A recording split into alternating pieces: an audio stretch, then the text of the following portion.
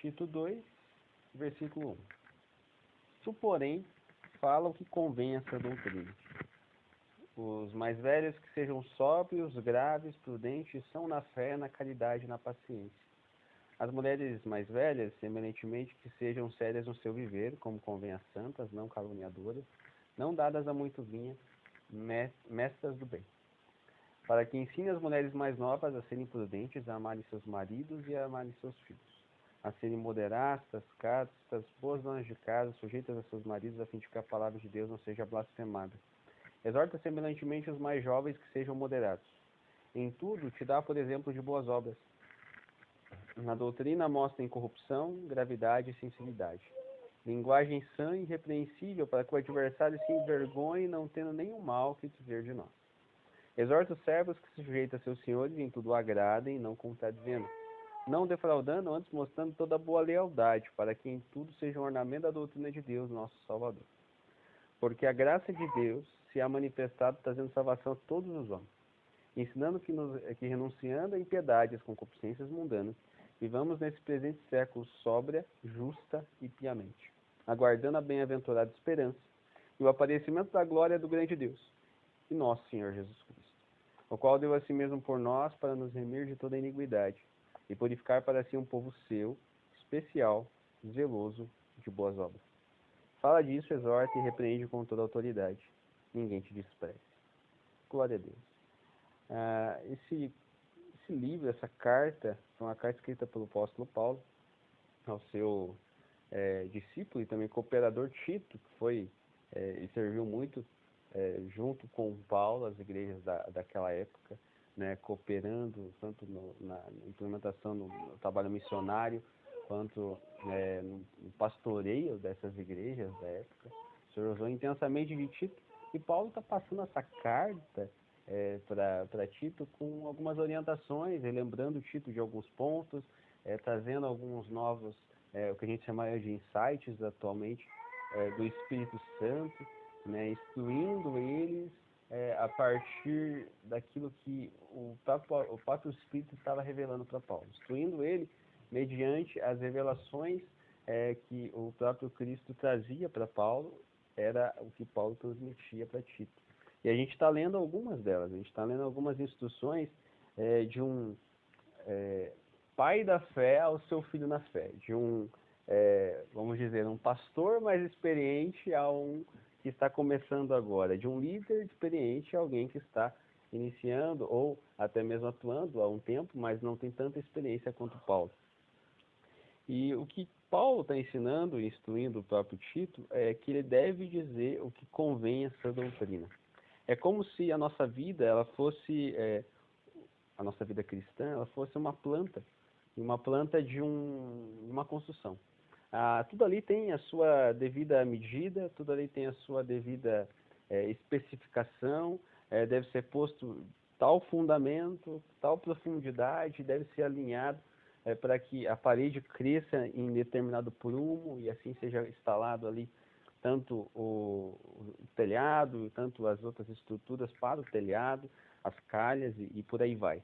Tudo deve seguir uma linha, um prumo que foi pré-estabelecido por um engenheiro e também um arquiteto que planejou tudo aquilo ali. Não foi algo que os mestres de obra resolveram fazer, é algo que previamente foi estabelecido com todos os cálculos de segurança, todos os seus cálculos que tem um embasamento científico, tem um fundamento para que a casa ficasse em pé da forma mais segura possível e cumprisse o papel que ela tem, seja um lugar comercial, de abrigar um comércio, seja uma casa, de abrigar uma família, né, de ser um ambiente, um lar, a estrutura de uma família. E a nossa vida cristã se assemelha a essa planta, se assemelha a essa construção, porque por vezes o Senhor colocou um prumo, colocou algumas direções para que a gente venha seguir, e pela graça de Deus, caminhando nessas boas obras, a gente tem uma estrutura de segurança, a gente tem uma estrutura poderosa diante de Deus para além de estar protegido, estar cumprindo o propósito que Deus criou para nós. E quando a gente constrói tudo isso alinhado com o Evangelho, claro, não constrói sozinho, a gente não constrói nada sozinho no Evangelho, tudo alinhado e aprumado junto com o Espírito Santo da graça, nosso ajudador, aquele que nos relembra tudo aquilo que Cristo já nos ensinou, aquilo que nos orienta como nós devemos e a forma que nós devemos fazer, a gente é chamado, então, para se atentar. Paulo está relembrando algo que Tito já conhecia ou trazendo ainda mais profundamente ensinos que talvez em algum grau Tito conhecia, mas que precisava ser relembrado, aprofundado, a fim que ele transmitisse para aquelas igrejas e para aquela igreja que ele estava servindo. Para nós também. Esse prumo, por vezes, o Senhor está tentando relembrar uma medida, a fim de que se tiver algum tijolo torto ou tiver alguma coisa desalinhada, a gente possa realinhar. E assim encarecer a construção da nossa vida com Deus da melhor forma possível, da forma mais alinhada com a planta que o próprio engenheiro, que é o nosso Deus, né, formou, a fim de que a casa siga segura, siga da melhor maneira possível. E dentro desses prumos, dentro dessas paredes, hoje a gente até mencionou, né, na palestra sobre isso, sobre o fato de que o Senhor cria muros de palavras, e aqui a gente vai usar essa referência de paredes de palavras, que são paredes que trazem proteção, né? São paredes que trazem segurança, assim como em uma casa existe as paredes que protegem do vento, que protegem do ambiente exterior, que traz privacidade e segurança, essas palavras também trazem. Quando ele fala para o homem mais velho, para que ele venha a ser sóbrio, prudente, são na fé, na caridade e na paciência, ele está falando de algo que traz proteção para o homem. Não é simplesmente um dever por si só e uma exortação para que esse homem não venha ter uma espécie de, entre aspas, liberdade que o mundo oferece, que a gente percebe que aí fora a insobriedade daqueles que são mais velhos é tão presente, a falta de prudência daqueles que são mais velhos é tão prudente, por não aceitar conselhos, por não querer cuidar da saúde em alguns momentos, por não querer manter um lugar até mesmo de sujeição em algum grau de alguém, por essa pessoa ser mais nova, às vezes um filho, às vezes uma nora. E a Escritura aconselha de forma diferente. Aconselha a esses mais velhos a, primeiro, manter a sobriedade, se manter longe daquilo que, por vezes, pode tirar aquela consciência, aquela razão. Isso envolve bebida alcoólica, isso envolve outros tipos de insobriedade, como jogos, como tantas outras coisas que podem nos atrapalhar a manter uma sobriedade diante de Deus, e fala sobre manter uma prudência. E isso envolve a prudência espiritual, um cuidado com aquilo que a gente está vivendo, né?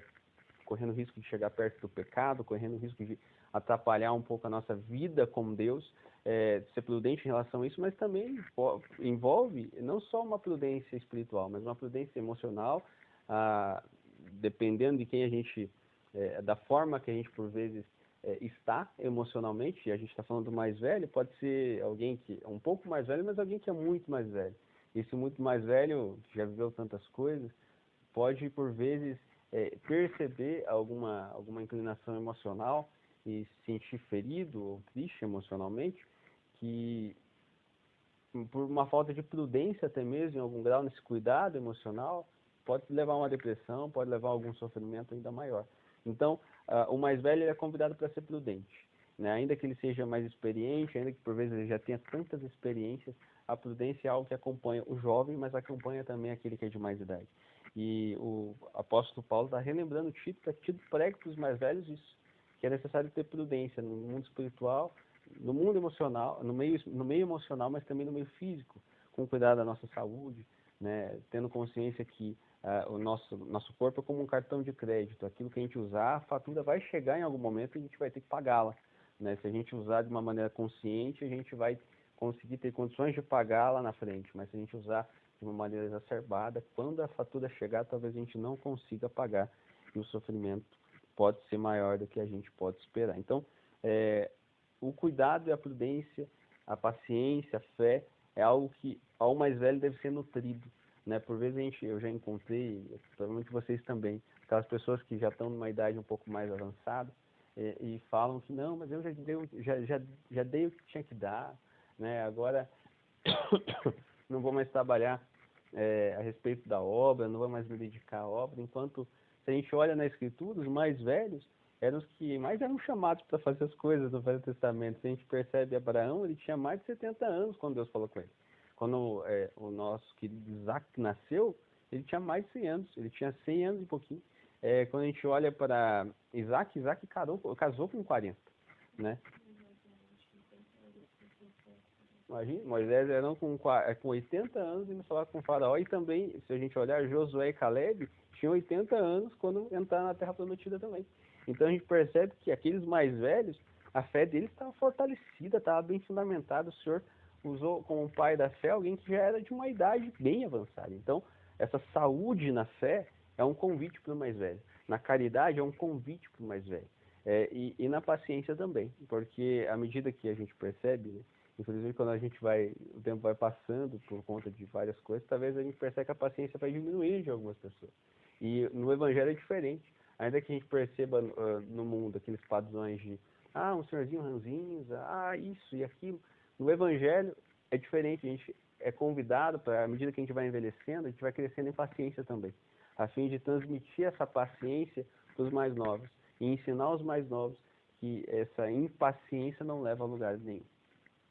Mas não para por aí. Esse prumo também é relembrado às mulheres mais velhas, porque, infelizmente, na época, nesse lugar, existia um padrão de que as mais velhas existia muita calúnia, as mulheres eram usadas muito em relação à fofoca, e a gente sabe que, infelizmente, na nossa geração, na nossa realidade, isso também acontece. Por vezes, por uma falta de propósito ou um tempo de ócio muito grande, pode gerar esse entretenimento maligno, que é a fofoca, que é a calúnia, que é buscar saber da vida de outras pessoas e compartilhar, até acrescentando coisas que talvez nem existiam. E é aconselhado as mulheres mais velhas a evitar esse tipo de prática. É aconselhado a cada um de nós aqui, não só as mulheres, na verdade, evitar a fofoca, evitar a calúnia, à medida que o tempo vai passando, e por vezes a gente pode ir acertando em alguma coisa, mas a gente pode ver alguém do nosso lado errando. Isso é natural, isso é normal, isso pode acontecer com qualquer um. E observar para que, ao ver a pessoa tropeçando, a gente não julgar, não apontar o dedo, não caluniar, não falar que aquela pessoa é isso, que é aquilo, porque se hoje nós acertamos, é pela graça de Deus. Né? Não tinha nada que nós podemos fazer para ser salvos, para estar vivendo com Cristo, mas a graça nos alcançou. E ainda que o Senhor tenha nos dado força para vencer em alguma área da nossa vida, e a outra pessoa não conseguiu vencer ainda, o próprio Deus que nos capacitou pode capacitá-la também. E se a gente se afastar dessa capacitação de Deus, quem pode estar caindo em pecado logo em seguida é a gente. Então, à medida que o tempo passa, essas mulheres mais velhas é convidado para se afastar desse lugar de calúnia, das companhias também que, por vezes, são motivadas a esse tipo de prática, para que a companhia não venha afetar o bom costume dessa pessoa. Então, à medida que o tempo passa, se afastando desse ambiente de calúnia, de insobriedade também, e sendo uma ensinadora. A mestra do bem, a palavra fala sobre as mulheres mais velhas. Mas ensinar quem? Ensinar as mais novas. O impacto que as mulheres mais velhas têm nas mais novas é tremendo. Se a gente olha bem, nós vemos de uma geração que, por vezes, passada, falava muito mal de casamento. E falava muito mal de casamento para quem? Para as mulheres mais novas. A ponto de falar que o casamento é ruim, o casamento é isso, o casamento é aquilo. E isso afastava as mulheres mais novas do casamento. Ou fazia com que essas mais novas chegassem no casamento com uma visão totalmente deturpada. Eu me lembro de uma reunião que eu estava e ali tinham algumas mulheres um pouco mais velhas, que já eram casadas há muito tempo. E quando eu falei que eu estava prestes a casar, e a gente estava planejando em casar novo, né, teoricamente novo, perto dos 22, 21 anos, eu lembro que eu tive que parar, assim, fiquei surpreso, porque todas, eram 5 mulheres mais velhas, ou 4, elas começaram a falar muito mal do casamento, eles começaram a falar que eu não deveria tomar aquela atitude naquele momento, começaram a realmente detonar algo que Deus disse que é bom, algo que Deus disse que é uma construção que Ele criou para o nosso bem. E enquanto isso poderia ter me afastado de um ambiente que era o propósito de Deus para mim, porque esse conselho não estava sendo seguido. Mestras do bem, não é caluniador. Então o Senhor chama as mulheres que, à medida do tempo vão envelhecendo, a um lugar não de calúnia, mas de ensinar o bem, de ensinar a justiça e praticar o bem também. À medida que essas mulheres vão instruindo as mais novas como o casamento funciona, qual é a realidade do casamento, mas não trazendo um ponto negativo, mas também apresentando os pontos positivos e a alegria do matrimônio, isso vai motivando as mais novas a caminharem no prumo da palavra de Deus, a caminharem nesse lugar de sujeição ao seu marido, como a Escritura nos ensina, nesse lugar de amor aos filhos, de cuidar com os filhos, que a Escritura nos ensina, e também no lugar de moderação. Não só de moderação em relação à insobriedade, a gente nem está tocando nesse ponto, tendo consciência que nós somos aconselhados a se manter longe do vinho, mas moderadas em tudo. A palavra fala que como o gotejar contínuo é a convivência com uma mulher rixosa. O que é isso? É uma mulher briguenta, uma mulher que infelizmente insiste em discussões, uma em cima da outra, como um gotejar contínuo, que fica batendo no chão, né? Que já viu goteira. A Escritura apresenta dessa forma. E a moderação é se afastar desse lugar de rixas, de contendas, de se tornar uma mulher rixosa durante o casamento ou na solteirice ainda, na própria casa dos seus pais, porque isso acaba trazendo um ambiente muito insalubre dentro da própria casa ou dentro do próprio ambiente de trabalho. Então, o convite à mulher mais nova é essa vida conjugal na sua plenitude, de acordo com os princípios de Deus, e também se afastar desse ambiente de confusão, de imoderação com as palavras, com as atitudes, né? Às vezes a ser modesta e casta a respeito também das vestimentas, ter sabedoria ao se vestir, ter sabedoria à roupa que utiliza. Tudo isso são conselhos que o nosso Deus traz. E nos traz, no versículo 5, e apresenta os motivos para que a palavra de Deus não seja blasfemada, né? À medida que esses conselhos não são seguidos, esses prumos são desalinhados, e há insujeição ao seu marido, e há uma falta de moderação, e há discussões contínuas e constantes, a gente percebe que a palavra de Deus é blasfemada, a gente percebe que, infelizmente, alguém se afasta, existe até mesmo divórcios, e claro, não só mediante por conta de alguma atitude da esposa, mas também do esposo, e a gente percebe que a palavra de Deus, em vez de ser glorificada por algo que Deus criou, ela é blasfemada por algo que infelizmente deu errado, pois não foi feito no prumo, pois não foi estabelecido na rocha. Se é estabelecido na rocha, ela vai poder crescer e até se tornar um sobrado, um triplex, um prédio. Agora, se não tiver estabelecido na rocha, ela não tem como fluir, ela não tem como crescer. E o convite é ser fundamentado no prumo, na Escritura. Sendo fundamentado na Escritura, ela dá fruto para a vida eterna. E a palavra de Deus, em vez de ser blasfemada, ela é então glorificada, porque é para isso que nós somos chamados. No 6, ele fala sobre os jovens serem moderados. E aí é um conselho para o jovem maravilhoso, porque na fase da nossa juventude, da nossa mocidade, a gente é 8 ou 80, é muito intenso, é tudo muito intenso. A ponto das emoções serem extremas, assim, ou aquém demais ou além demais. E o convite é para o jovem, calma, dá uma segurada. Espera um pouco no Senhor, escuta o que Deus, ou seus pais, ou aquele que é autoridade sobre você está te falando, a fim de que a moderação possa impedir que você tome uma atitude errada. E como o jovem é muito intenso, se a atitude é errada, às vezes ele erra com muita força, muito forte, né? E se ele for moderado, ele pode perceber na metade do caminho, como aquele carro que dá uma distância de proteção, para evitar de bater em outro, aí se o outro freia, ele consegue frear. Agora, se ele estiver muito colado, se não tiver um espaço de proteção, se ele estiver muito rápido, ainda que o cara pare, ainda que tenha até uma pequena distância, ele vai bater, não tem o que fazer. Infelizmente, isso pode acontecer. Então, o convite para o jovem é a moderação. E como que a gente se torna moderado? Né? Quando a gente olha numa perspectiva fisiológica a respeito da bebida alcoólica, uma pessoa que bebe e não toma água, ela só bebe, ela acaba se embriagando facilmente. Agora, quando a gente percebe assim e observa, em restaurantes que as pessoas bebem vinho, tem uma taça de vinho e uma taça de água. Para que a pessoa não se embriague, ela toma uma taça de vinho, depois ela toma uma taça de água. Aí ela volta e toma uma taça de vinho. O que é a água na nossa vida cristã? O vinho são tantas coisas por aí. A gente tem o vinho da profissão, a gente tem o vinho do ministério, a gente tem o vinho do relacionamento. São diversas alusões ao vinho que a gente pode citar.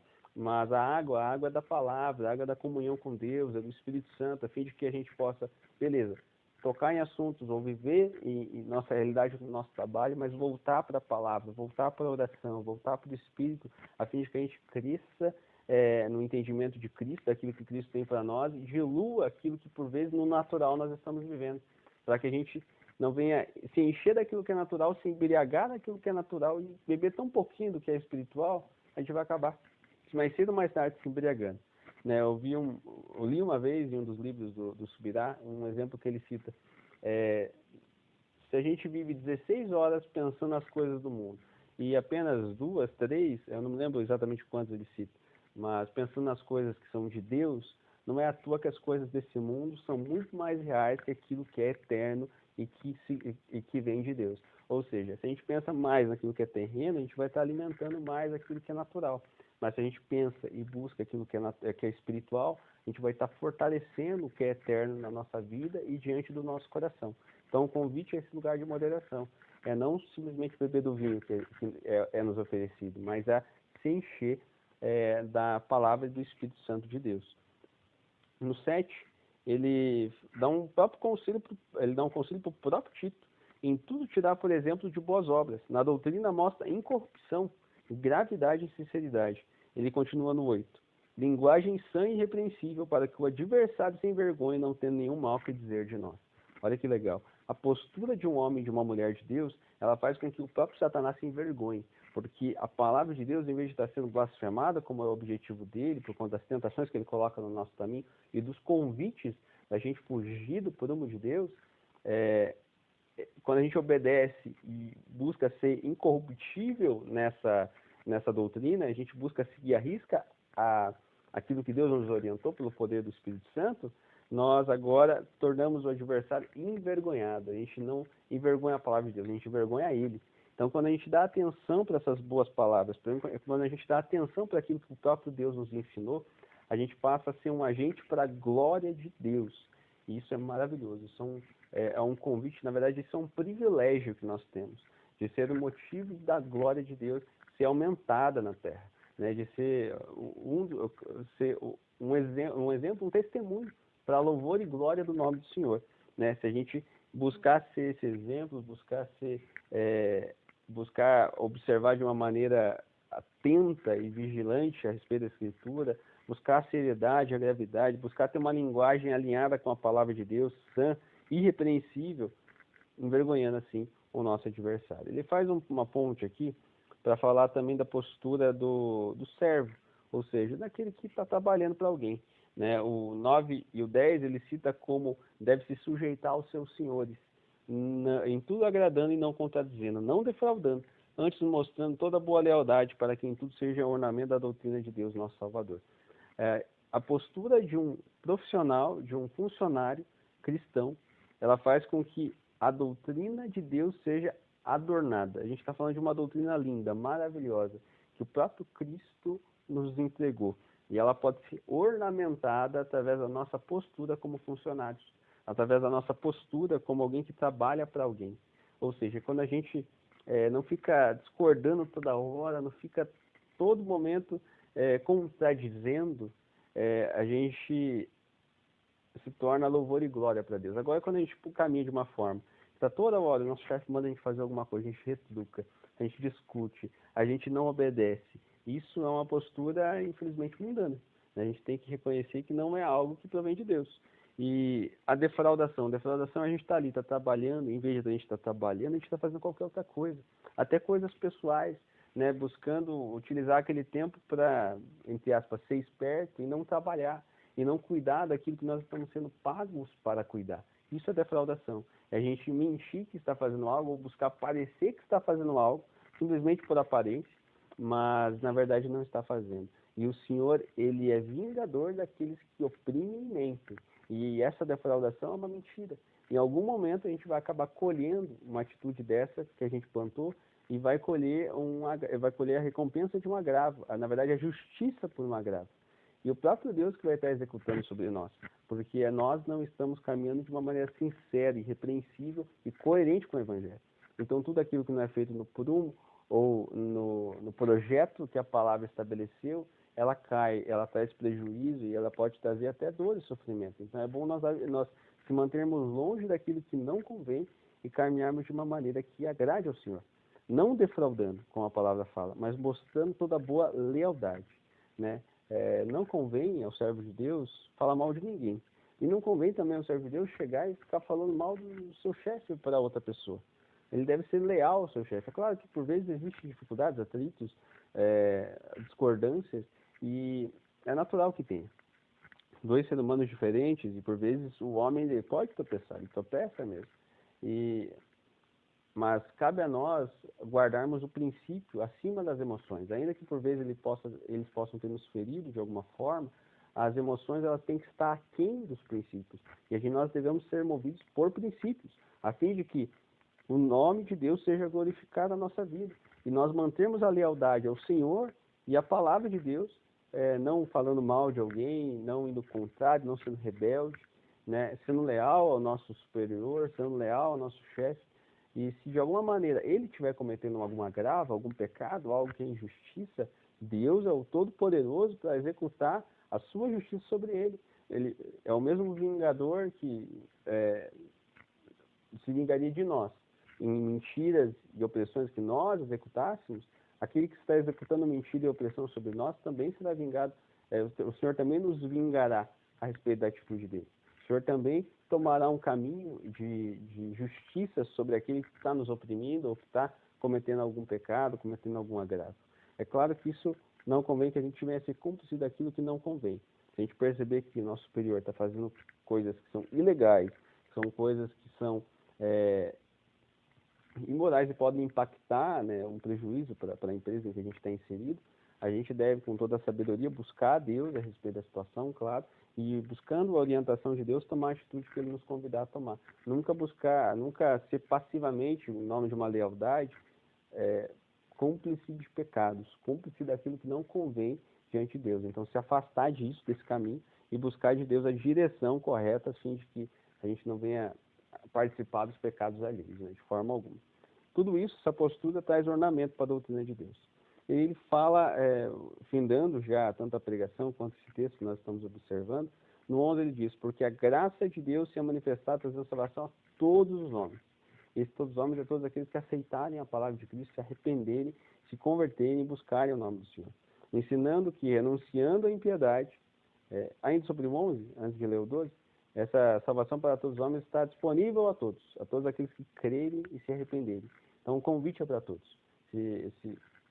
Por vezes a gente deve sempre clamar por aqueles que infelizmente ainda não entregaram a vida a Cristo, né? E as pessoas que vão ouvir essa mensagem na gravação depois, no YouTube, se você ainda não se converteu a Cristo, ainda não entregou a sua vida para Jesus, esse pode ser o momento, esse pode ser a oportunidade de você aceitar essa salvação disponível para você, a fim de que possa vivenciar agora o projeto de Deus para a sua vida, o prumo de Deus para a sua vida, aquilo que Deus quer construir na sua história, que é muito melhor do que a gente pode imaginar e conceber na nossa mente.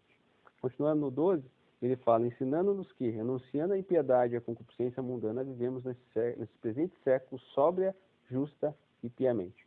O que significa isso? A gente tem que renunciar para viver com Cristo, a gente tem que renunciar à nossa própria vontade. A gente tem que dizer não para nós mesmos, para o nosso próprio querer. Porque por vezes, é muito mais prazeroso ficar na frente de uma TV, na frente de um celular, deitado, do que levantar para, por vezes, fazer uma obra de Deus que exija esforço, exija um custo material, exija um custo de tempo. É muito mais prazeroso, por vezes, aceitar o pecado, porque o pecado, a consequência do pecado é amargosa, mas o pecado em si ele é doce. Ele parece ser algo bom, ele tem uma recompensa momentânea, mas ele, infelizmente, é propaganda demais para pouca entrega, né? Como eu ouvi hoje, manchete demais para pouca notícia, né? Ele te promete muito, mas infelizmente ele não te entrega nada, além de um pequeno prazer, mas um sofrimento e uma dor que pode ser eterno se nós não se arrependermos. Então nós somos chamados para renunciar a esses desejos mundanos, renunciar a viver a partir do nosso próprio querer, da nossa própria vontade, e buscar viver de acordo com a vontade de Deus, renunciando a nossa e dizendo sim para a dele, dizendo não para a nossa, dizendo sim e afirmando a dele. vivendo nesse presente século sóbria, ou seja, de uma maneira, como a gente já falou, nutrido pela palavra, porque se a gente está cheio de água no nosso corpo, a gente vai estar sóbrio. Se a gente estiver cheio de palavras no nosso coração, a gente vai estar caminhando de uma maneira sóbria diante de Deus, justa, conforme a Escritura nos apresenta, e piamente, aguardando a bem-aventurada esperança e o aparecimento da glória do grande Deus e do nosso Senhor Jesus Cristo. Ou seja, tudo isso, todos esses princípios, esse prumo que a gente está falando, ainda que tenha todas as consequências naturais, porque aquele que planta, colhe, a lei da semeadura está para todos os homens, a gente tem a nossa principal esperança, que é o dia do aparecimento de Cristo Jesus em glória nos céus.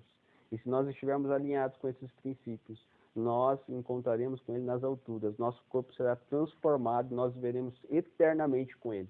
Nós estaremos com o Senhor debaixo do poder do nosso Deus, debaixo do seu poder, todos os dias de nossa eternidade. Então nunca vai terminar a alegria da nossa salvação. Nunca vai terminar essa esperança gloriosa que nós aguardamos. Porque nós aguardamos a bem-aventurada esperança, ou seja, a maravilhosa, a boa, a perfeita esperança, que é o aparecimento de Cristo Jesus com glória nos céus. E quando Ele fender os céus, a gente vai ver Ele daqui mesmo. O Senhor vai tomar um caminho de alguma forma, porque todos do leste, do oeste, do sul, do norte verão Ele como um raio descer. E nós glorificaremos ao Senhor eternamente e estaremos com Ele até o fim. O qual, no 14, ele fala do nosso amado, o qual se deu a si mesmo por nós para nos remir de toda iniquidade e purificar para si um povo seu, especial, zeloso de boas obras. Gente, frisando um fundamento. Todos nós somos salvos pela graça. Não há nada que a gente pode fazer para ser salvo. Mas nós somos chamados, depois que salvos, para as boas obras. Para se tornarmos esse povo especial, esse povo zeloso e esse povo de boas obras. As obras acompanham a fé. A fé sem obras é morta, a palavra fala em Tiago. E nós somos convidados claro, a nossa salvação é pela graça, não tem o que nós fazermos. Mas nós somos chamados para as boas obras, a fim de que a gente possa andar naquilo que Deus construiu para nós. E assim a gente ser um povo especial, ser zeloso daquilo que Deus espera de nós, um zeloso de boas obras também. Em tudo, a gente deve caminhar, independente essas palavras que o Senhor nos ensina, ela não tem limite de idade, né? Então, tanto para a gente compartilhar e ensinar isso para outra pessoa, a gente não tem que ter uma idade específica. A idade cronológica ela não é equivalente à idade de maturidade espiritual, ela não é equivalente à idade emocional, ela não é equivalente a nenhuma dessas coisas. Portanto, que ninguém despreze a nossa idade para que a gente venha ser impedido de alguma forma ou desencorajado a viver todos esses princípios. Porque o mundo nos encoraja a viver o pecado. Se tem alguém nos encorajando a viver aquilo que não é a vontade de Deus e a palavra de Deus, é alguém usado por Satanás para nos fazer pecar diante de Deus e se afastar dele. Se afastar 1, 2, 3 horas, 4 horas, 5 dias. Daqui a pouco a gente percebe que está distante há anos. Então, tudo que o adversário propõe, às vezes usando a boca de alguém, às vezes usando de algum vídeo, de alguma coisa, até mesmo de alguém dentro da igreja. Quando ele lança propostas que vai longe ou contrário àquilo que Deus te falou, é que ele está tentando atrapalhar o projeto de Deus na nossa vida. Então, que a gente se afaste e continue caminhando da maneira que Deus espera e nos convida a caminhar. Amém?